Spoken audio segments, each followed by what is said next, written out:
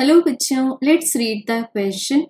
The Young's modulus of steel is twice that of brass. Two wires of same length and of same area of cross section, one of steel and another of brass, are suspended from the same roof. If we want the lower ends of the wires to be at the same level, then the weights added to the steel and brass wires must be in the ratio of.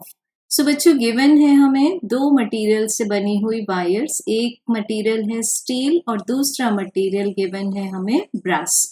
दोनों की initial length same है, दोनों का area of cross section same है। अब हम चाहते हैं इसको अगर हम डायग्राम से चेक कर लें, सेम रूफ से बच्चों दोनों को सस्पेंड किया गया है इस तरह से। तो one is made up of steel and another is made up of brass और दोनों पर ही जो एरिया ऑफ क्रॉस सेक्शन और लेंथ है वो सेम गिवन है।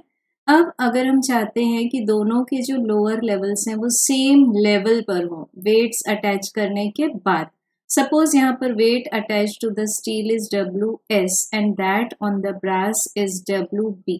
अब क्योंकि मटेरियल अलग है तो स्टील का यंग्स मॉड्यूलस आ जाएगा YS and that of brass is YB।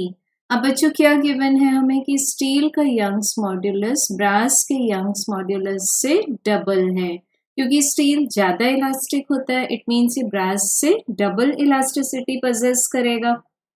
So definitely जब सबसे पहले हम यंग्स मॉड्यूलस का एक्सप्रेशन चेक करेंगे which is equal to stress divided by strain, तो स्ट्रेस के प्लेस पर हमें मिलेगा force divided by area and strain के प्लेस पर elongation divided by the original length.